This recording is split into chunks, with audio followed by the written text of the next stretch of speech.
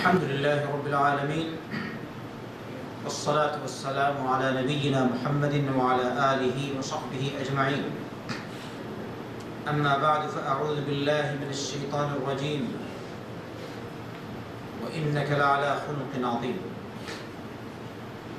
গত সপ্তাহে আল্লাহ রাসূল সাল্লাল্লাহু আলাইহি ওয়াসাল্লামের চারিত্রিক গুণাবলী সম্পর্কে আলোচনা হয়েছিল।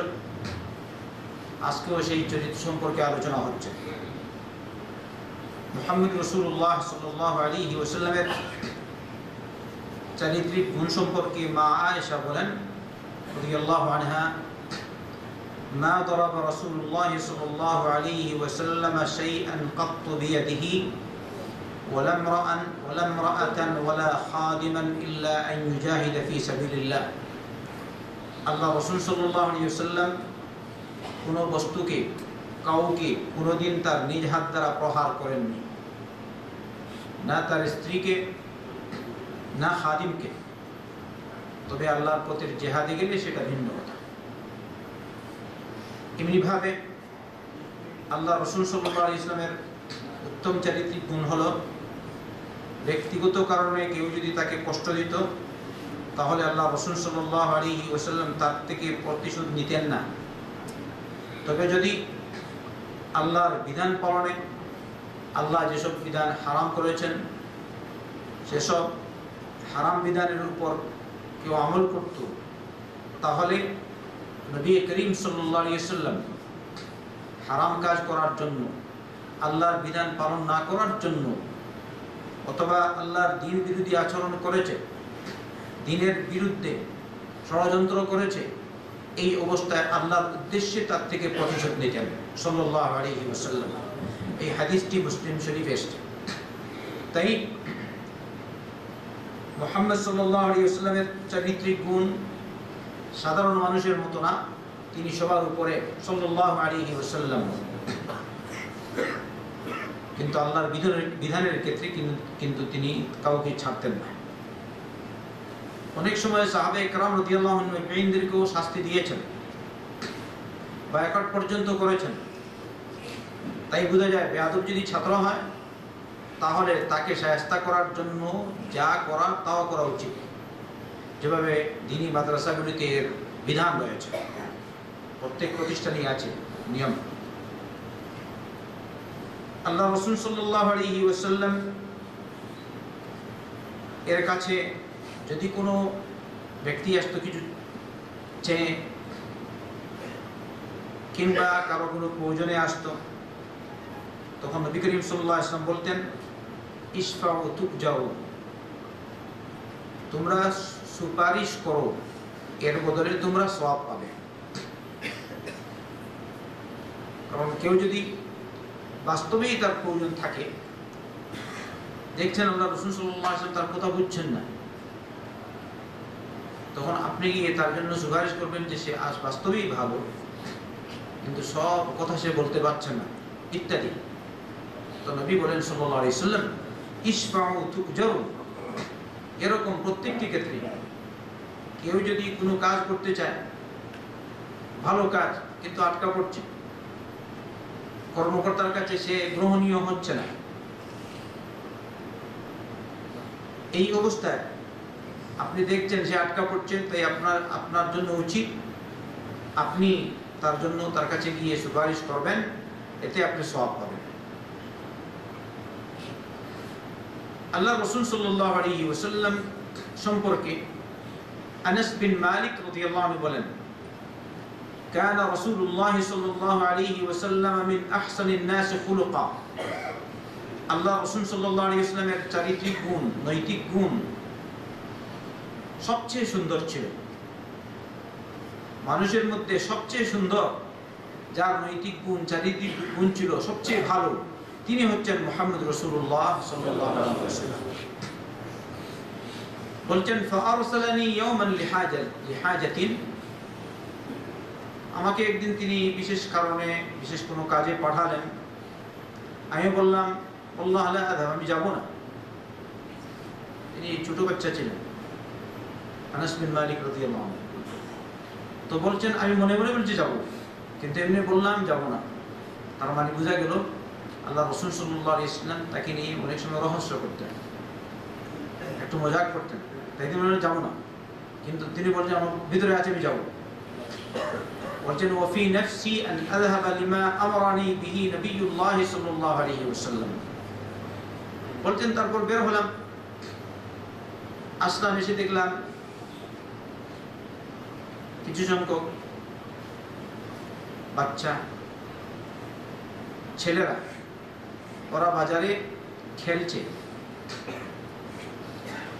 তাহলে বোঝা গেল তিনিও তা দেখছেন, তিনি তো বাচ্চা।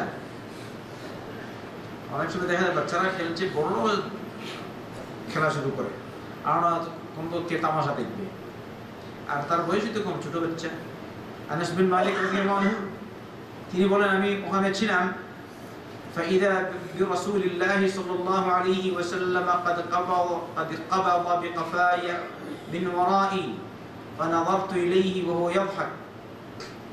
এমনি মুহূর্তে আমি দেখি আল্লাহ রাসূল সাল্লাল্লাহু আলাইহি ওয়াসাল্লাম আমার ঘাড়ে ধরছেন পিছন দিক দিয়ে, অর্থাৎ আল্লাহ রাসূল সাল্লাল্লাহু আলাইহি ওয়াসাল্লাম পিছন দিক দিয়ে এসেছেন, এসে তার ঘাড়ে ধরছেন এরকম। বলছেন আমি তখন তার দিকে তাকালাম, দেখলাম আল্লাহ রাসূল সাল্লাল্লাহু আলাইহি ওয়াসাল্লাম হাসছেন। আল্লাহ রাসূল সাল্লাল্লাহু আলাইহি ওয়াসাল্লাম তাকে বললেন ইয়া উনাইস যাহাবতা হাইথু আমারতুক। আনাস আদর করে বলছেন ইয়া উনাইস, বুঝছেন তো মায়ের ডাক। আনাস না বলে বলছেন ইয়া উনাইস, ওটা ছোট বাচ্চা তো, তাই বলছেন ইয়া উনাইস যাহাবতা হাইথু আমারতুক, আমি তোমাকে যেখানে যাওয়ার কথা বলেছিলাম সেখানে গেছো। আনাস রাদিয়াল্লাহু আনহু বললেন আনা আযহাবু ইয়া রাসূলুল্লাহ, আল্লাহ রাসূল আমি এখন যাচ্ছি। কিন্তু আল্লাহ রাসূল সাল্লাল্লাহু আলাইহি ওয়াসাল্লাম তাকে কিছু বললেন না, বলেন এখনো যাওনি, কখন বললাম লা। তারপরে তার গুণ বলছেন আল্লাহ রাসূল সাল্লাল্লাহু আলাইহি ওয়াসাল্লাম قال أنس والله لقد خدمته 9 سنين ما علمته قال لشيء صنعته لما فعلت كذا وكذا ولا عاب علي شيئا قط والله ما قال لي اف قط। বলছেন আল্লাহর কসম খেয়ে বলছি আমি আল্লাহ রাসূল সাল্লাল্লাহু আলাইহি ওয়াসাল্লামের খেদমত করেছি 9 বছর, কিন্তু আমার জানা নাই কোন বিষয় সম্পর্কে যে বিষয় আমি করেছি, যে কাজটি আমি করেছি আমাকে বলেছেন যে তুমি কেন এরকম করলে, অর্থাৎ এই কাজটি করার ছিল না, করেছেন বাচ্চা মানুষ। কিন্তু আল্লাহ রাসূল সাল্লাল্লাহু আলাইহি ওয়াসাল্লাম তাকে বলেননি তুমি কেন এরকম করলে। এমনি ভাবে কোনো কাজের ক্ষেত্রে, কোনো কিছুর ক্ষেত্রে তিনি আল্লাহ রাসূল সাল্লাল্লাহু আলাইহি ওয়াসাল্লাম 9 বছরের মধ্যে কখনো আমার দোষারোপ করেননি। তাহলে এই মানুষটা কিরকম ছিল সাল্লাল্লাহু আলাইহি ওয়াসাল্লাম। আজ নবীর চরিত্র নিয়ে কথা বলতে এরকম বিশ্বের মানুষের মধ্যে কারোর কোনো নজির আছে এরকম? ওয়ালা আব আলাইয়া শাইআন কাত ওয়াল্লাহি মা ক্বালা লি উফিন কাত। ওয়াল্লাহ আল্লাহর কসম খেয়ে বলছি কখনো আল্লাহ রাসূল সাল্লাল্লাহু আলাইহি ওয়াসাল্লাম আমার জন্য উফ শব্দ পর্যন্ত বলেননি। তার ক্ষেত্রে দুঃখ প্রকাশ শোকমূলক কোনো কথা বলেননি, এই হচ্ছে তার অর্থ। অতএব আল্লাহ রাসূল সাল্লাল্লাহু আলাইহি ওয়াসাল্লামের চারিত্রিক গুণ কত বেশি ছিল, কত ভালো ছিল, আর কেন হবে না। স্বয়ং রব্বুল আলামিন তার প্রশংসা বর্ণনা করেছেন ওয়া ইন্নাকা লাআলা খুলুকিন আযীম। তাই যারা নবী করিম সাল্লাল্লাহু আলাইহি ওয়াসাল্লামের চরিত্র সম্পর্কে কথাবার্তা বলে তাদের কি উচিত তারা নবী করিম সাল্লাল্লাহু আলাইহি ওয়াসাল্লামের চারিত্রিক গুণাবলী যেভাবে প্রমাণিত আছে আল্লাহর কালাম দেখুক, আল্লাহ রাসূল সাল্লাল্লাহু আলাইহি ওয়াসাল্লামের হাদিস সহিহা দেখুক, এমনি ভাবে নবীর জীবন চরিত্র দেখুক, ঐতিহাসিক গ্রন্থাবলী দেখুক নবী করিম সাল্লাল্লাহু আলাইহি ওয়াসাল্লাম এর চারিত্রিক গুণ কি। আরেকটা ঘটনা,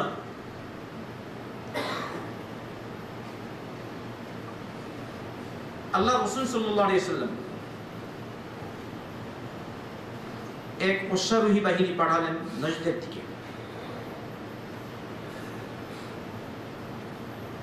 অভিযান, কাফেরদের বিরুদ্ধে অভিযানে পাঠালেন তাদেরকে, কোন এক গোত্রের বিরুদ্ধে অভিযান চালাবার জন্য। প্রতিমধ্যে তাদের কাছে ধরা পড়লেন বনি হানিফা বা বনু হানিফা গোত্রের প্রধান সুমামা বিন উসাল রাদিয়াল্লাহু আনহু, তার নাম হচ্ছে সুমামা বিন উসাল, বনু হানিফা গোত্রের প্রধান। তিনি আল্লাহ রাসূল সাল্লাল্লাহু আলাইহি ওয়াসাল্লামকে হত্যা করার ষড়যন্ত্র করেছেন, কিন্তু তাতে তিনি সফল হননি, ব্যর্থ হয়েছেন। নবী করিম সাল্লাল্লাহু আলাইহি ওয়াসাল্লামের সাহাবায়ে কেরামদেরকে ছাড়েননি, কোন সাহাবীকে তিনি হত্যা করেছেন। ইন্না লিল্লাহি ওয়া ইন্না ইলাইহি রাজিউন। নবী করিম সাল্লাল্লাহু আলাইহি ওয়াসাল্লামের সাহাবাগণ, তার সৈনিকেরা যখন তাকে দেখতে পেলেন, তাকে গ্রেফতার করে নিয়ে আসলেন মসজিদে নববীতে। মসজিদে নববীতে এনে মসজিদে নববীর একটা খুঁটিতে তাকে বেঁধে রাখলেন। ইনি হচ্ছেন বনু হানিফা গোত্রের প্রধান। কত বড় লোক, তার কিছুটা চিত্র আমরা পরে বুঝতে পারবো কত বড় লোক। আল্লাহ রাসূল সাল্লাল্লাহু আলাইহি ওয়াসাল্লাম এবারে তার কাছে এসেছেন, বলছেন, মা ইনদাক ইয়া সুমামা, সুমামা কি ব্যাপার তোমার,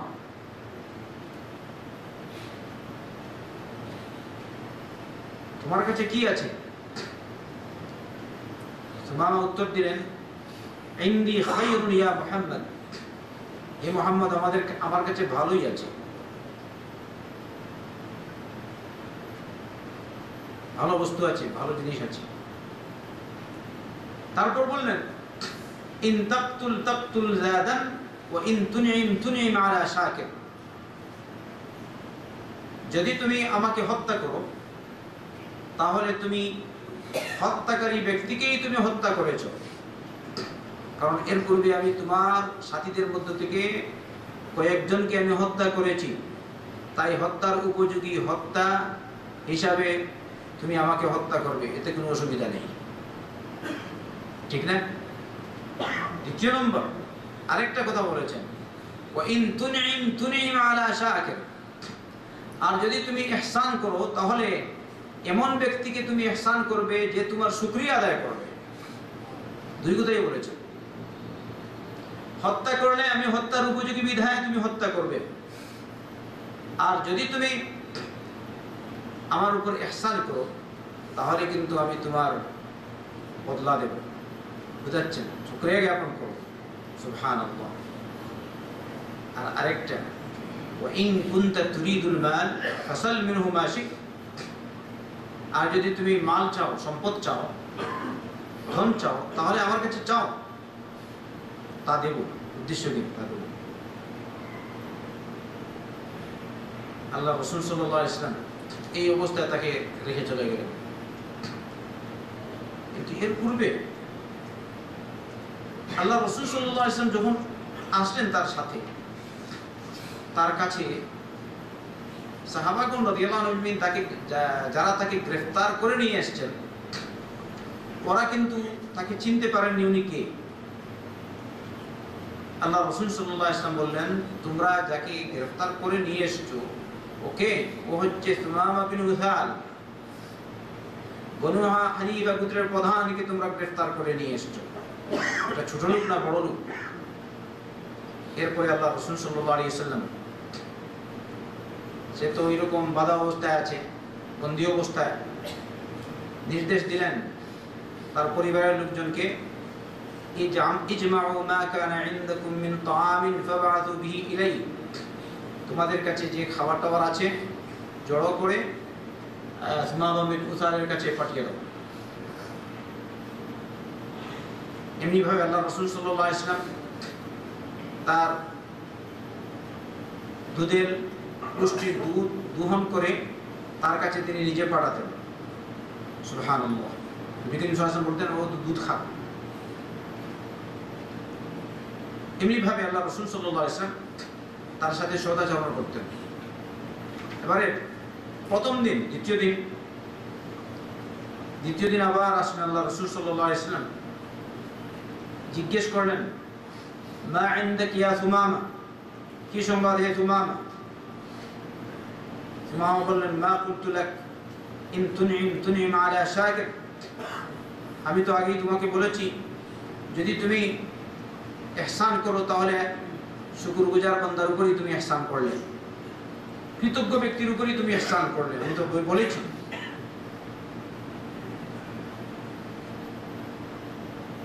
এবারে তৃতীয় দিনে আসে, আবার বললেন মা ইনদাকি ইয়া সুমামা, কি ব্যাপার হে সুমামা?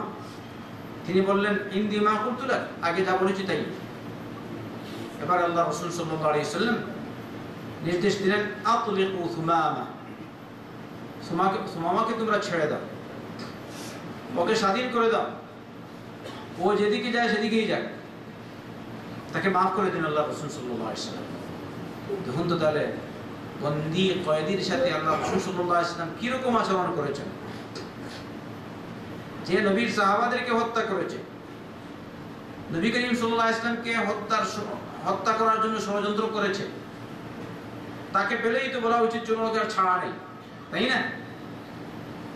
আমাদের অবস্থান কি? বাংলাদেশ সরকার, বর্তমান সরকার, সাবেক সরকার, দেখছেন না কি অবস্থা? আর সরকার ছাড়াও মানুষের কি অবস্থা, সবর নাই। আল্লাহ আমাদেরকে সবর করার তৌফিক দিন। আমিন। নবী করিম সাল্লাল্লাহু আলাইহি ওয়াসাল্লাম সাহাবায়ে কেরামদেরকে বললেন ওকে ছেড়ে দাও, উনি চলে গেছেন, কারণ তিনি আগে বলেছেন যদি তুমি ইহসান করো তাহলে তুমি শুকরগুজার ব্যক্তির উপরই তুমি ইহসান করলে। তিনি গেলেন মসজিদের কাছেই, নবী করিম সাল্লাল্লাহু আলাইহি ওয়াসাল্লাম মসজিদের কাছেই একটা খেজুরের বাগান ছিল, সেখানে গিয়ে তিনি গোসল করলেন, গোসল করে আসলেন, এসে বললেন, নবী করিম সাল্লাল্লাহু আলাইহি ওয়াসাল্লামের কাছে এসে বলছেন আশহাদু আল্লা ইলাহা ইল্লাল্লাহ ওয়া আশহাদু আন্না মুহাম্মাদার রাসূলুল্লাহ। এই হচ্ছে আগের কথার জবাব, আর এটা হলো নৈতিক গুণের জবাব, উত্তম চারিত্রিক গুণের জবাব। বলছেন আশহাদু আল্লা ইলাহা ইল্লাল্লাহ ওয়া আশহাদু আন্না মুহাম্মাদার রাসূলুল্লাহ, আমি সাক্ষ্য দিচ্ছি আল্লাহ ছাড়া আর কোনো ইলাহ নেই, আল্লাহ ছাড়া ইবাদতের উপযোগী আর কেউ নেই, সত্যিকারের ইলাহ একমাত্র আল্লাহ, লা ইলাহা ইল্লাল্লাহ। আরো সাক্ষ্য দিচ্ছি মুহাম্মদ সাল্লাল্লাহু আলাইহি ওয়াসাল্লাম আল্লাহর রাসূল। আচ্ছা, তিনি একথা বলে কি হয়ে গেছেন? মুসলমান হয়ে গেছেন।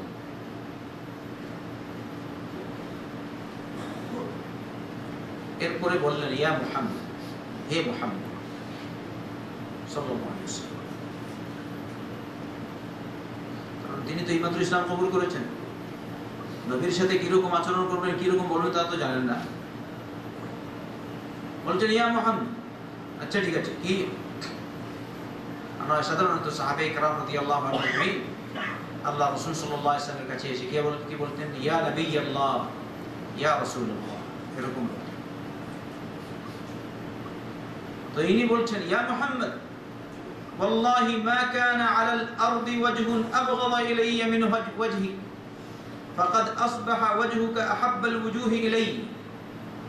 হে মুহাম্মদ সাল্লাল্লাহু আলাইহি ওয়াসাল্লাম, আল্লাহর কসম খেয়ে বলছি, পৃথিবীর মধ্যে তোমার চেয়ে বেশি অপ্রিয় চেহারা, তোমার চেহারার চেয়ে বেশি অপ্রিয় চেহারা আমার কাছে আর কোনো চেহারা ছিল না। কিন্তু বর্তমানে ইসলাম কবুল করার পরে তোমার চেহারা পৃথিবীর মধ্যে যত চেহারা আছে সবচেয়ে বেশি প্রিয় হয়ে গেছে। একটু আগে তিনি ছিলেন নবীর দুশমন সাল্লাল্লাহু আলাইহি ওয়াসাল্লাম, আল্লাহর দুশমন, আল্লাহর কালামের দুশমন, সাহাবায়ে কেরামদের দুশমন, মুসলমানদের দুশমন। ইসলাম কবুল করার পরে এরকম হয়েছে, সুবহানাল্লাহ। তাহলে সাহাবায়ে কেরামদের ঈমান কিরকম ছিল? আজ আপনি বলছেন মুহাম্মদুর রাসূলুল্লাহ, কিন্তু দুঃখের ব্যাপার সালাতটা পর্যন্ত পড়ে না, সারা জিন্দেগি চলে যাচ্ছে, সালাতের বিধান জানে না। নির্ধারিত সময়ে সালাত পড়তে হয়, ইন্নাস সালাতা কানাত আলাল মুমিনিনা কিতাবাম মাওকুতা, মুমিনদের উপর নির্ধারিত সময়ে সালাত আদায় করা ফরজ, রব্বুল আলামিন নিজে বলেছেন, তাও বুঝে না। বাই চান্স যদি সালাত ছুটে যায় বিশেষ কারণে, তাহলে সাথে সাথে পড়বে, তাও বুঝে না। বলে দেয়া হলো, বলা হচ্ছে তবুও বুঝে না। এই জমানার মুসলমান কিরকম হয়ে গেছে। ইন্না লিল্লাহ ওয়া ইন্না ইলাইহি রাজিউন। এরপরে বললেন ওয়াল্লাহি মা কানা মিন দীনিন আবগাদা ইলাইয়া মিন দীনিক ফাআসবাহা দীনুকা আহাব্বা আদ-দীন ইলাইহি। আল্লাহর কসম খেয়ে বলছি, তোমার দ্বীনের চেয়ে, তোমার ধর্মের চেয়ে পৃথিবীতে আর কোনো ধর্ম আমার কাছে বেশি অপ্রিয় ছিল না, বেশি খারাপ ছিল না, কিন্তু বর্তমানে তোমার দ্বীন আমার কাছে সর্বাধিক প্রিয় হয়ে গেছে। আরেকটা ওয়াল্লাহি মা কানা মিন বালাদিন আবগাদু ইলাইয়া মিন বালাদিক ফাআসবাহা বালাদুকা আহাব্বাল বিলাদি ইলাইহি। আল্লাহর কসম খেয়ে বলছি, তোমার শহরের চেয়ে, তোমার বাড়ির এলাকার চেয়ে অপ্রিয় পৃথিবীতে আর কোনো এলাকা ছিল না। মানে সবচেয়ে বেশি খারাপ আমার কাছে আর অপ্রিয় ছিল তোমার বাড়ি। অর্থাৎ কোন দিকে ইঙ্গিত করছেন? মক্কায় মুকাররমা। কিন্তু বর্তমানে অথবা মসজিদে নববী, যেহেতু নবী করিম সাল্লাল্লাহু আলাইহি ওয়াসাল্লাম মদিনায় আছেন, ফাআসবাহা বালাদুকা আহাব্বাল বিলাদি ইলাইহি। এবারে তোমার শহর, তোমার বাড়ি আমার কাছে সবচেয়ে বেশি প্রিয় হয়ে গেছে। তারপর বলছেন ওয়া ইন্না খাইলাকা আখাযাতনি ওয়া আনা উরিদুল উমরা ফামাযা তারা। তোমার উৎসাহী বাহিনী, আমি বের হয়েছিলাম উমরা আদায় করার জন্য, তোমার বাহিনী আমাকে নিয়ে এসেছে গ্রেফতার করে। এবারে তুমি কি বলো? আগে কিন্তু ইসলাম কবুল করেছেন, খালাস। কি বলেছেন? আশহাদু আল্লা ইলাহা ইল্লাল্লাহ ওয়া আশহাদু আন্না মুহাম্মাদার রাসূলুল্লাহ বলে মুসলমান হয়ে গেছে।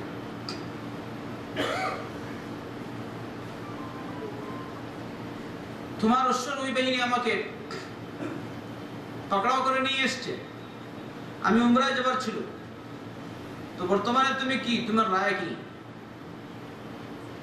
তখন নবী করিম সাল্লাল্লাহু আলাইহি ওয়াসাল্লাম তাকে সুসংবাদ দিয়ে বললেন, যাও তুমি উমরা আদায় করতে পারো, উমরা আদায় করো। ওয়া আমরাহু আন ইয়াতামির। এবারে উমরার জন্য যাচ্ছেন। উমরার জন্য যখন যাচ্ছেন, মক্কায় গিয়ে পৌঁছালেন। মক্কায় গিয়ে পৌঁছালেন, আল্লাহ রাসূল সাল্লাল্লাহু আলাইহি ওয়াসাল্লাম তো তাকে অবশ্যই উমরার তরিকা শিক্ষা দিয়েছেন। তাই বলে বলে যাচ্ছেন, লাব্বাইক আল্লাহুম্মা লাব্বাইক লাব্বাইক লা শারীকা লাকা লাব্বাইক ইন্নাল হামদা ওয়ান নি'মাতা লাকা ওয়াল মুলক লা শারীকা লাক। আল্লাহর একত্ববাদের ধ্বনি উচ্চারণ করে করে মক্কায় প্রবেশ করছেন। মক্কার লোকজন যখন দেখলো এরকম, মক্কার মুশরিকরা, তারা আগে তার বন্ধু ছিল, ওখান থেকে ইয়ামামা থেকে বনু হানিফা গোত্রের এই ব্যক্তি প্রধান, সে ওদেরকে খাবার দিত, তাহলে খাবার খেত তারা। এবারে তারা তাকে বলছে, আসবাউতা ইয়া মুহাম্মদ, হে মুহাম্মদ, তুমি কি ধর্ম ত্যাগী হয়ে গেছো? অর্থাৎ তাদের ধর্ম ছেড়ে অন্য ধর্ম গ্রহণ করেছো? তিনি উত্তর দিলেন, লা ওয়ালাকিন আসলামতু মা মুহাম্মাদির রাসূলিল্লাহ সাল্লাল্লাহু আলাইহি ওয়াসাল্লাম। আমি ধর্ম ত্যাগী হইনি, আমি আল্লাহ রাসূল সাল্লাল্লাহু আলাইহি ওয়াসাল্লামের সাথে ইসলাম কবুল করেছি। কারণ আগে যে ধর্ম ছিল এটা কোনো ধর্মই ছিল না, বাতিল ধর্ম ছিল। তাই আগের ধর্ম আর কিরকম কি হয়? তাই বললেন, আমি আল্লাহ রাসূল সাল্লাল্লাহু আলাইহি ওয়াসাল্লামের উপর ঈমান এনে, আল্লাহর একত্ববাদ মেনে আমি ইসলাম কবুল করেছি। ধর্ম ত্যাগী কিরকম হলাম? বরং ধর্ম কবুলকারী হয়েছে। ওয়া মান ইয়াবতাগি গায়রাল ইসলামি দীনান ফালান ইউকবালা মিনহু ওয়া হুয়া ফিল আখিরাতি মিনাল খাসিরিন। ইসলাম ছাড়া কেউ যদি অন্য ধর্ম বা অন্য কোনো কথিত ধর্ম মানে, চাই ইহুদিয়ত হোক, চাই নসরানিয়ত হোক, চাই অমুক আর তমুক হোক, সব হচ্ছে বাতিল। আল্লাহ বলেন ওদের আচার আচরণ একটাও আল্লাহর দরবারে কবুল হবে না, ভালো কাজ করলেও কবুল নাই, যেহেতু ওদের মূল ভিত্তি ওদের মধ্যে নাই, মূল ভিত্তি নাই, ইসলাম নেই। ইসলাম হচ্ছে আসল। ঐতিহাসিকরা কেউ উল্লেখ করেছেন ওই সময় একটা কুরাইশের একটা লোক তাকে তীর বা বর্ষ মারার জন্য উদ্যত হল। তখন তাদের মধ্যে থেকে যারা তাকে চিনে তারা ওকে বারণ করলো, বললো ওকে তোমরা চিনো, শোনো এ হচ্ছে বনু হানিফা গোত্রের প্রধান, যদি এর উপর কোন রকম জুলুম অত্যাচার করো তাহলে কিন্তু ওখান থেকে আর খাবার আসবে না, সব বন্ধ হয়ে যাবে।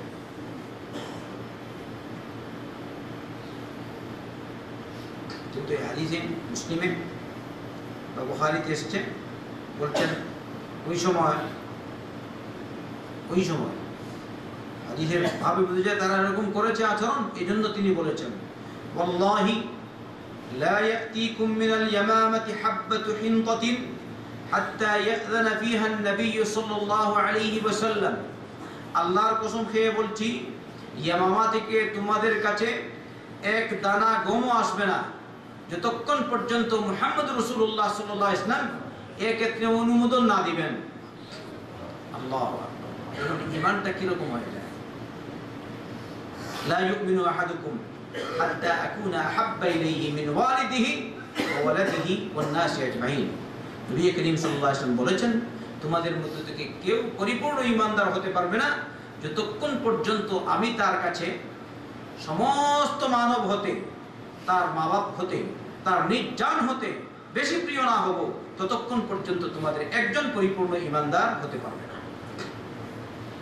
এবারে দেখুন সাহাবে کرام রাদিয়াল্লাহু আনহুম কোথায়, তারা নবীকে দেখে নবীর দর্শন লাভ করে, আগে ছিলেন নবীর দুশমন, আল্লাহর দুশমন, ইসলামের দুশমন, নবী করিম সাল্লাল্লাহু আলাইহি ওয়াসাল্লামের সংস্পর্শে এসে ইসলাম কবুল করেছেন। এবারে এক মুহূর্তের ভিতরে তাদের কিরকম পরিবর্তন আসে, এক মুহূর্তের আগে কিরকম ছিলেন নবী করিম সাল্লাল্লাহু আলাইহি ওয়াসাল্লাম তাদের কাছে, আর এক মুহূর্তের পর নবী করিম সাল্লাল্লাহু আলাইহি ওয়াসাল্লাম কিরকম হয়েছেন। এবারে তারা জান মাল সবকিছু কুরবান করতে উদ্যত হয়েছেন নবী করিম সাল্লাল্লাহু আলাইহি ওয়াসাল্লামের জন্য। এজন্য সাহাবে কেরামদের মর্যাদা সবার আগে, এই সুমামা বিন উযালের মর্যাদা সবার আগে। বর্তমান জমানার সমস্ত মুসলমান একদিকে আর সুমামা বিন উযাল একদিকে রাদিয়াল্লাহু আনহু, তাদের ঈমানের মর্যাদা এরকম। তাই যেভাবে নবী করিম সাল্লাল্লাহু আলাইহি ওয়াসাল্লামের সমালোচনা করা যায় না, ওইভাবে তার বন্ধুদেরও সমালোচনা করা যায় না। আর নবীর বন্ধু কারা বলুন তো?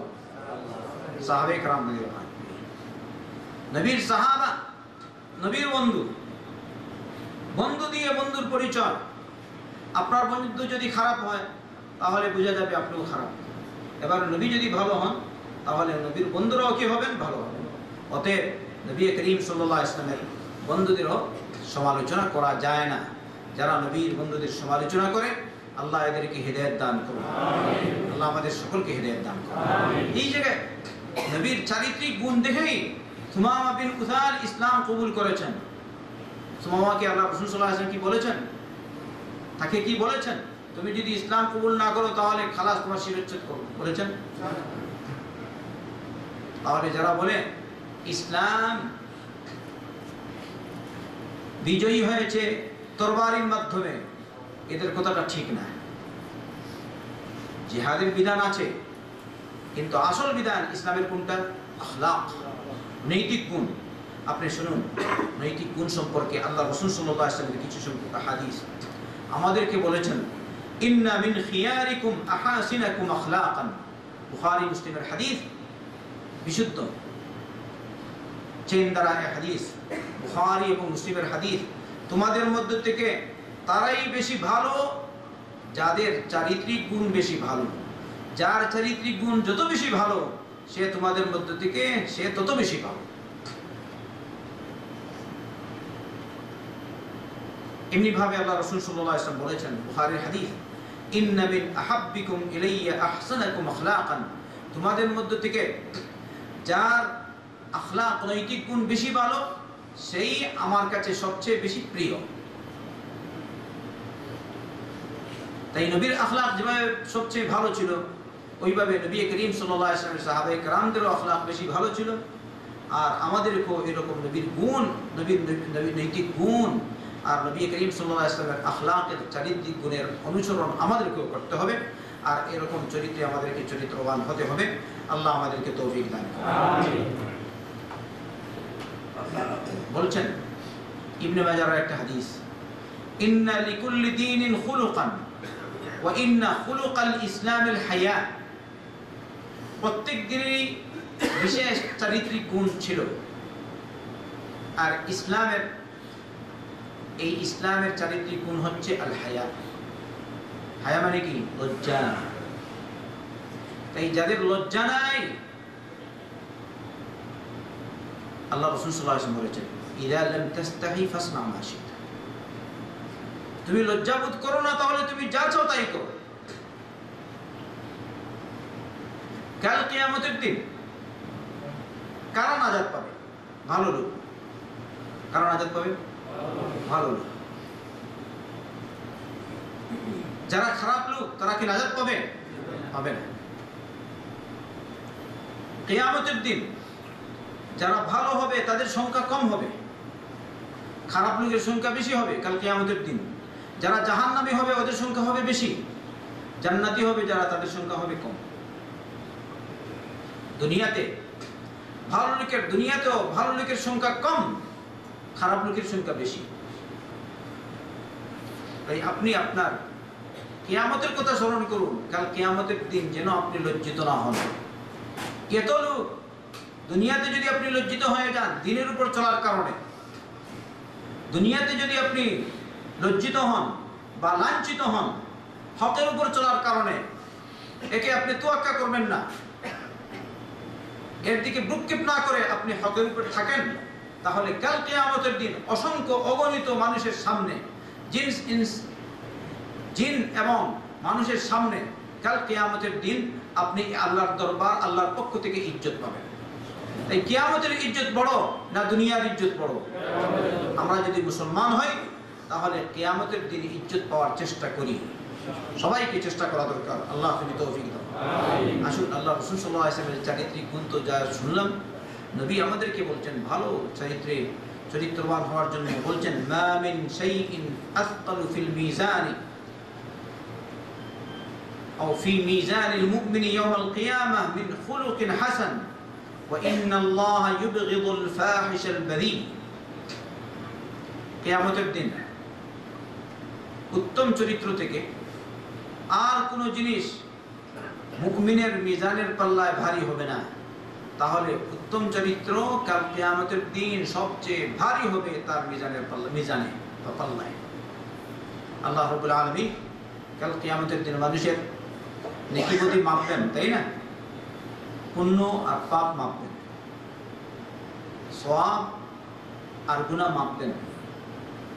তো এই সময় সবচেয়ে ভারী বস্তু কোনটা হবে? আল্লাহ রাসূল সাল্লাল্লাহু আলাইহি ওয়াসাল্লামের এই হাদিস মোতাবেক চারিত্রিক গুণ সবচেয়ে বেশি ভালো হবে। আর আল্লাহ রাসূল সাল্লাল্লাহু আলাইহি ওয়াসাল্লাম বলেন, ওয়া ইন্নাল্লাহা ইউবগিদুল ফাহিশাল বাযী, আল্লাহ ফাহিশকে, অশ্লীলতাকে, অশ্লীল কাজকে আর অশ্লীল কথাকে খারাপ পান।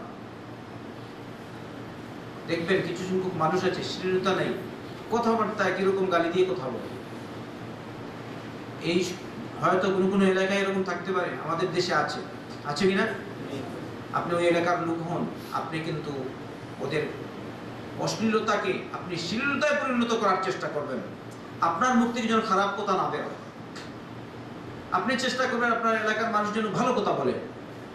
আর কিছু লোক আছে তাদের স্বভাবই এরকম হয়ে যায়, নাউযুবিল্লাহি মিন যালিক, অশ্লীল কথা আর অশ্লীল কাজ তার মুখ থেকে সবসময় বের হয়। এরকম কিছু লোক পাওয়া যায়।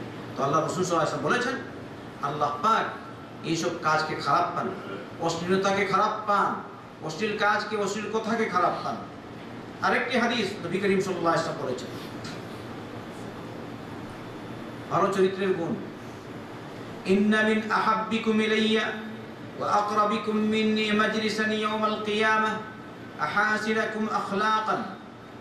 কিয়ামতের দিন তোমাদের মধ্য থেকে সবচেয়ে বেশি প্রিয় আমার কাছে এবং আমার মজলিসে, আমার বৈঠকে তার জায়গা হবে ওই লোকটিরই জায়গার বেশ কাছাকাছি হবে আমার, যার গুণ নৈতিক গুণ ভালো হবে।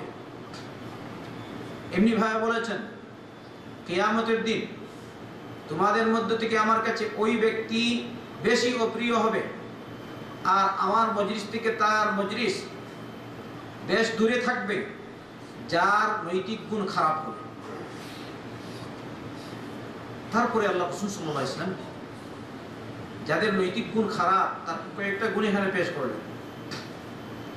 আস-সারসারুন, যারা কথা বলে বেশি। সারসারুন, ভান ধরে কথা বলে বেশি। দেখবেন কিছু মানুষ আছে এরকম, মজলিসে যদি থাকে 10 জন তো সে চায় আমি একাই মজলিস নিয়ে বসে থাকি, আছে কিনা? এরা ভালো না, নবীর ফরমান মোতাবেক এদের নৈতিক গুণ খারাপ, নৈতিকহীন আচরণ তারা করছে।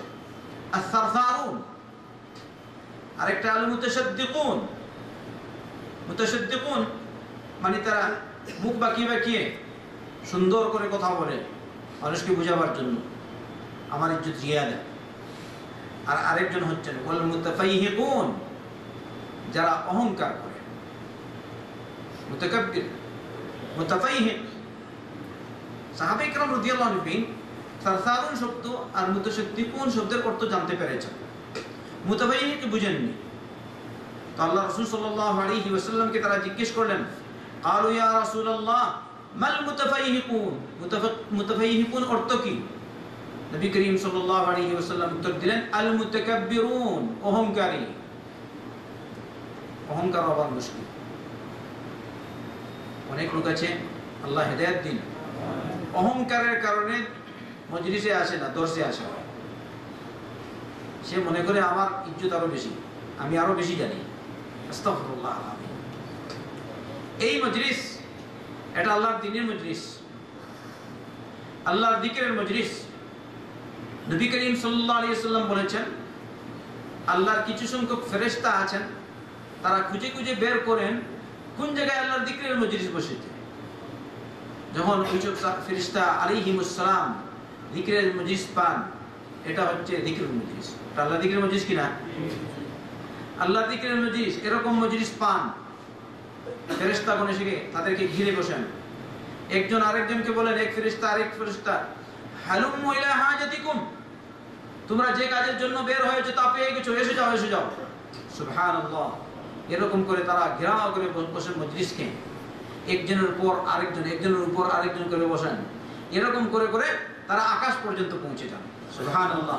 মজলিস যখন শেষ হয় তখন রব্বুল আলামিন ফেরেশতাদেরকে সাক্ষী রেখে বলেন, ফেরেশতাগণ তোমরা সাক্ষী থাকো, আমার যিকরের মজলিসে যারা আজকে অংশগ্রহণ করেছে আমি এদের সবাইকে মাফ করে দিলাম। ফেরেশতাগণ আলাইহিমুস সালাম বলেন, ইয়া আল্লাহ, ইয়া রব্বুল আলামিন, এদের মধ্যে থেকে কিছু মানুষ তো আছে ওই বাজার করার জন্য এসেছিল, বাজারি লোক, ওরা এসে বসেছে। আল্লাহ বলেন, হুম কাওমুন লা ইয়াশকা বিহিম জালিসুহুম, এরা এমন জাতি এদের কাছে যারা বসবে ওরাও আমার রহমত থেকে দূরে থাকতে পারে না, ওরাও হতভাগা থাকতে পারে না, এদেরকেও আমি মাফ করে দিলাম। সুবহানাল্লাহ। দেখছেন কি অবস্থা? এই যারা বাজার করে সেন্টারে গাড়িতে এসে ওরাও আল্লাহর রহমত থেকে বঞ্চিত না, মাশাআল্লাহ। কিন্তু আপনাদের উচিত আপনারা নিয়ত রাখবেন খালিস দরসগাহে আসা।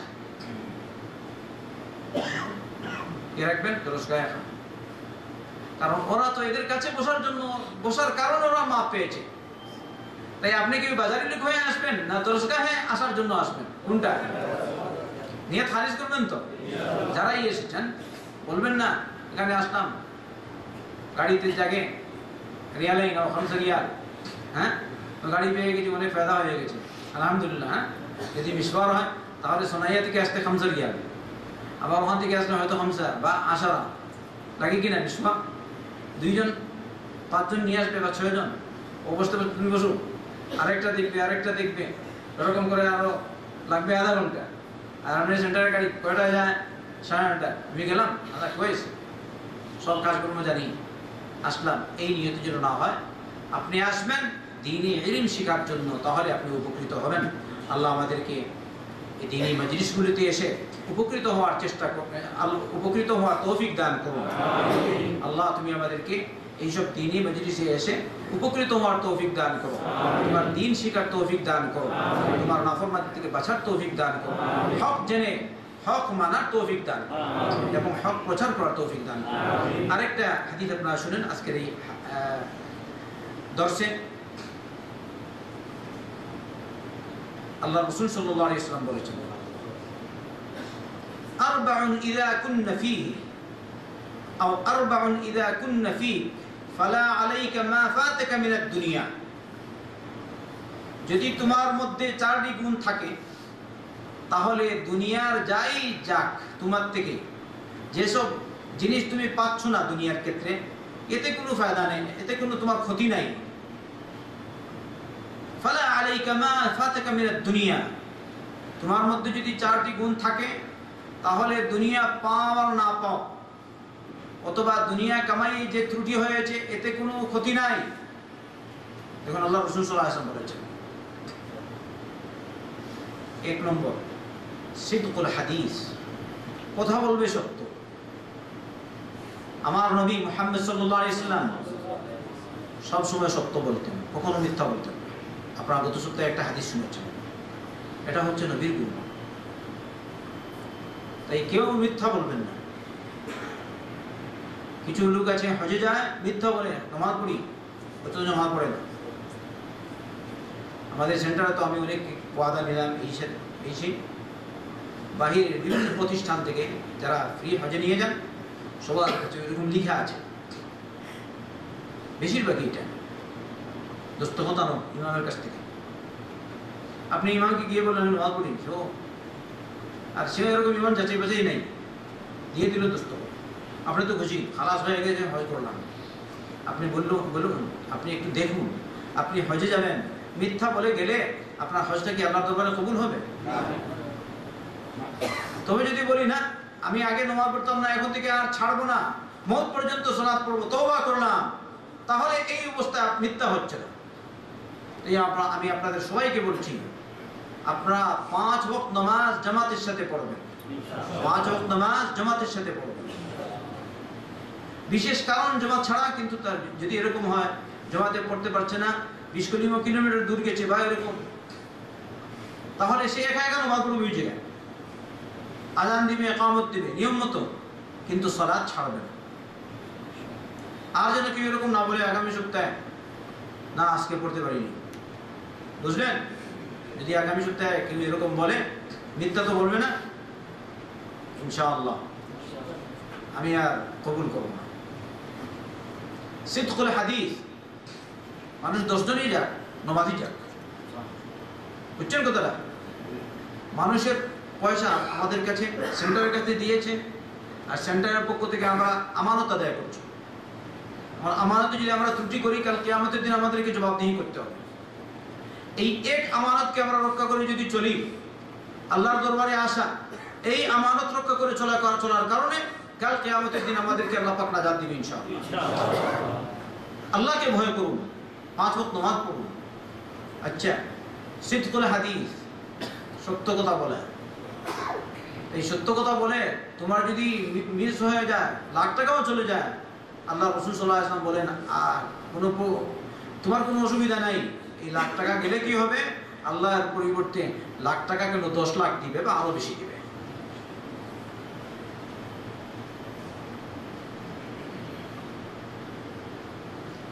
ওয়াহিফযুল আমানা, আমানতের হেফাজত, এটা হচ্ছে আরেকটা আমানতের হেফাজত। আপনার কাছে গচ্ছিত রাখলো, আপনি আমানতের খেয়ালত করবেন না। এটা আমরা বুঝি দুনিয়ার ক্ষেত্রে, টাকা পয়সা। কেউ যদি আপনার কাছে রাখে 1000 রিয়াল, বলছে ভাই এটা আপনার কাছে রাখুন, আর কাউকে বলবেন না, আমার যখন প্রয়োজন হয় আমি নিয়ে যাব। কিন্তু আপনি বললেন সুযোগ পেলাম, হ্যাঁ, কেউ তো দেখেনি, পরে যখন বলবে আমি বলবো কই কোত্থেকে তুমি দিলে আমাকে পয়সা, কখন দিলে? এরকম হয়েছে একবার দুইবার আমার কাছে এসে ফুটপাতে চেয়েছে এই সেন্টারে। খবরদার, আল্লাহকে ভয় করুন, আমানতের খেয়ানত করবেন না। সিদকুল আমা ওয়া হিফযুল আমানা। আর এইসব আমানতের মধ্য থেকে একটা হচ্ছে হজের ক্ষেত্রে আমাদের উপর যে আমানত রাখা হয়েছে তা। কথা বুঝলেন? আল্লাহ আমাদেরকে মাফ করুন, যদি আল্লাহ মাফ করুন। ওয়া হুসনুল খুলুক, সৎ চরিত্র, নেক চরিত্র। আর আরেকটা হচ্ছে ইফাতু মাতান, খাবারের পবিত্রতা। এই চারটি গুণ যদি কারোর মধ্যে এসে যায়, খালাস, সে দুনিয়াতেও সফল হয়ে গেছে, আখিরাতেও সফল হয়ে গেছে। বাহ্যিক দৃষ্টিতে তুমি দেখবে দুনিয়া কমে গেছে, আসলে দুনিয়া কমে নেই। অনেক লোক দেখবেন হারাম কামাই করে, কিন্তু যখন যায় কিরকম যায় বলতে পারে না। অন্যদিকে হারাম কামাই করে যদি ধনী হয়ে যায়, আপনি কি ভিতরে ঢুকুন, দেখবেন তার কি অবস্থা। শুধু অশান্তি আর অশান্তি, হায়ের টাকা টাকা। এই টাকা থেকে টাকা যদি আমি কামাই নাও করতাম, যদি আমি কামাই না করতাম আর একটা রিক্সাওয়ালার মতো রিক্সা চালাতাম, তাহলে আমার জিন্দিগি আরো ভালো হতো। অনেক লোক এরকম আছে। আপনি হয়তো মনে করবেন না সুন্দর খায়, আর কি খায়, ভালো মার্সিডিজ গাড়ি চালায়, শীতাতপ নিয়ন্ত্রিত বাড়ি, গাড়িও শীতাতপ নিয়ন্ত্রিত, সবই শীতাতপ নিয়ন্ত্রিত, হ্যাঁ, খুব খুশি। কিন্তু আপনি ভিতরে যান। এজন্য অনেক পরিসংখ্যান মোতাবেক দেখা গেছে পৃথিবীর 11 বছর অন্যতম ধনী রাষ্ট্র পৃথিবীতে সুইজারল্যান্ড। সারা বিশ্বের মধ্যে সব যে রাষ্ট্রে সবচেয়ে বেশি আত্মহত্যা ঘটেছে তা হচ্ছে সুইজারল্যান্ডে। আর এখনো পর্যন্ত আপনি যদি পরিসংখ্যান নেন তাহলে দেখবেন আন্তর্জাতিক বিশ্বে কাফিররাই বেশি আত্মহত্যা করে, চাই ধনী হোক চাই গরিব হোক। ধনীরা আরো বেশি আত্মহত্যা করে, আর গরিব মুসলমান ভালো হোক আর খারাপ, আত্মহত্যা আছে, কিন্তু তাদের মধ্যে আত্মহত্যার সংখ্যা কম। বলি আলহামদুলিল্লাহ। কারণটা কি? মুসলমান যদি মুসলমান হয়, যত বড়ই চিন্তা আসুক, যত বড়ই দুশ্চিন্তা হোক, সে যখন মসজিদে যাবে দুহাত তুলে আল্লাহর কাছে চাইবে, আল্লাহর কালাম তিলাওয়াত করবে, ওই চিন্তা দূর হয়ে যায়। হয় কি না? আমরা যখন নামাজ পড়ি, সেজদায় যাই, ও আল্লাহ এত ভালো লাগে, এত শান্তি পাই। এই শান্তি কোটি কোটি রিয়াল আর ডলার একদিকে, আর এক সালাতের এক সাজদা একদিকে। সত্য বলছি না মিথ্যা? যদি আপনার বিশ্বাস না থাকে তাহলে আমার কথার উপর বিশ্বাস করুন, আর সাজদা দিন এইরকম বুঝে দেখবেন সারা দুনিয়া একদিকে আর এক সাজদা একদিকে। আমার নবী মুহাম্মদ সাল্লাল্লাহু আলাইহি ওয়াসাল্লাম তো বলেছেন, রাকাতুল ফজরি খায়রুম মিনাদ দুনিয়া ওয়া মা ফিহা। ফজরের 2 রাকাত সুন্নাত, দুনিয়া এবং দুনিয়ার মধ্যে যা আছে তা থেকে উত্তম। নবীর ফরমান সঠিক না? আর আমরা দেখছি এক সাজদাই উত্তম। এক সাজদার কারণে যদি আল্লাহ আপনার এক সাজদা কবুল করে, আর সাজদা বলেই সালাত, কারণ শুধু এক সাজদায় তো আর সালাত হয় না। এমনি ভাবে দেখুন, একটা রিওয়ায়াত আছে মুসলিম শরীফের হাদিস, বনি আদম সন্তান যখন কোরআনে কারীম তিলাওয়াত করে, আয়াতে সিজদা যখন আসে, আয়াতে সিজদা পাঠ করার পরে সিজদা দেন, তখন শয়তান কাঁদে, বলে হায় এই বনি আদমকে আল্লাহ পাক সিজদার নির্দেশ দিয়েছেন, আর তারা সিজদা আদায় করছে, আর এর বদলে জান্নাত পাচ্ছে। আমাকে রব্বুল আলামিন আদমকে সিজদার নির্দেশ দিয়েছিলেন, আমি অমান্য করেছিলাম, এর বদলে আজ আমাকে জাহান্নামে যেতে হচ্ছে। এই জন্য সেই শয়তান কাঁদে। তাহলে বোঝা গেল যে যত বেশি সিজদা করবেন তত বেশি জান্নাতের কাছাকাছি হবেন। তাই আমাদের সকলকেই সিজদা করা উচিত, 5 ওয়াক্ত নামাজ জামাতের সাথে আদায় করা উচিত, এমনিভাবে সালাত, সুন্নত সালাত পড়া উচিত, উইতির সালাত পড়া উচিত। এমনিভাবে যদি সুযোগ পান তাহলে সালাতুদ দুহা, চাষতের নামাজও পড়বেন, তাহিয়াতুল উযু পড়বেন, এমনিভাবে তাহাজ্জুদের সালাত পড়বেন। যত বেশি পড়ব তত বেশি আমি আল্লাহ রাসূল সাল্লাল্লাহু আলাইহি ওয়াসাল্লামের সাথে জান্নাত পাওয়ার উপযোগী হব।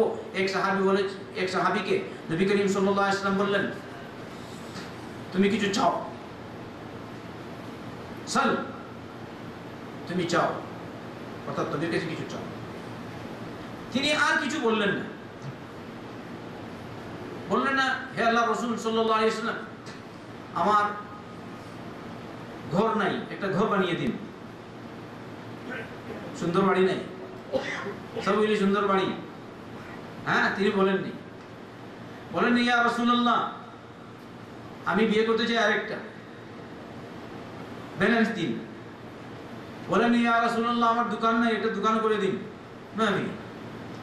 আর আমরা যদি হই, যদি কোনো সৌদি আপনাকে বলে কি চাও তুমি বলো, তো বলবে কোনো আমাকে 1000 রিয়াল দিয়ে দেবে, তাই নাকি? কিন্তু ওই সাহাবী দেখুন কি বলেছেন, আল্লাহু আকবার। তিনি সুযোগ পেয়েছেন, বলেন আসআলুকা মুরাফাকাতাকা ফিল জান্নাহ, হে আল্লাহর রাসূল সাল্লাল্লাহু আলাইহি ওয়াসাল্লাম আমি চাই আমি যেন জান্নাতে আপনার সাথে থাকতে পারি। আল্লাহু আকবার। তখন আল্লাহর রাসূল সাল্লাল্লাহু আলাইহি ওয়াসাল্লাম কি বলেছিলেন, ফাআইন্নি আলা নাফসিকা বিকাসরাতিস সুজুদ, তুমি যদি আমার সাথে জান্নাতে যেতে চাও, থাকতে চাও, আমার সংসর্গ লাভ করতে চাও জান্নাতে গিয়েও, তাহলে তুমি আমার সাহায্য করো বেশি বেশি সিজদা করে তোমার নিজের জন্য। সুবহানাল্লাহ, এই তাদবীর বলে দিয়েছেন। তাহলে এই কথাটি শুধু ওই সাহাবীর জন্য না, তার সমস্ত উম্মতের জন্য। ওই সাহাবী হয়তো বিশেষ মর্যাদা পেয়েছেন, সরাসরি তিনি এই কথা পেয়েছেন, কিন্তু এই সুসংবাদ আমাদের জন্য রয়েছে। আমরা ফরজ পড়ব, চেষ্টা করব নফল সালাত নবী করিম সাল্লাল্লাহু আলাইহি ওয়াসাল্লামের তরিকায় পড়তে। আল্লাহ আমাদেরকে তৌফিক দান করুন। এইভাবে নবীর চরিত্রবান হওয়া আল্লাহ পাক আমাদেরকে তৌফিক দান করুন। আল্লাহ তুমি আমাদেরকে মাফ করো, আমাদের মা বাবাদেরকে মাফ করো, দুনিয়ার সমস্ত মুসলমানদেরকে মাফ করো। আল্লাহ তুমি আমাদেরকে ইলমে নাফিউ দান করো। আল্লাহ তুমি আমাদেরকে উপকারী ইলম দান করো। ইলম অর্জন করে ইলম মোতাবেক আমল করার তৌফিক দাও, ইলম প্রচার করার তৌফিক দাও। আল্লাহ দুনিয়ার মুসলমানদের উপর রহম করো, আমাদের দেশ বাংলাদেশের উপর রহম করো। বাংলাদেশের মুসলমানদেরকে তোমার নাফরমানি পরিত্যাগ করার তৌফিক দাও। তুমি বাংলাদেশের মুসলমানদেরকে হেদায়েত দাও। আল্লাহ বাংলাদেশের মুসলমানদেরকে শিরিক বিদআত ছাড়ার তৌফিক দাও। দুনিয়ার মুসলমানদেরকে আল্লাহ হক হক বুঝে হক মানার তৌফিক দাও, হকের উপর আমল করার তৌফিক দাও। আল্লাহ সারা দুনিয়ার মুসলমানদেরকে তুমি মাফ করো। اللهم ربنا آتنا في الدنيا حسنة وفي الآخرة حسنة وقنا عذاب النار. ربنا لا تزغ قلوبنا بعد إذ هديتنا وهب لنا من لدنك رحمة إنك أنت الوهاب. ربنا تقبل منا إنك أنت السميع العليم وتب علينا إنك أنت التواب الرحيم. اللهم صل وسلم وبارك على نبينا محمد وعلى آله وصحبه أجمعين.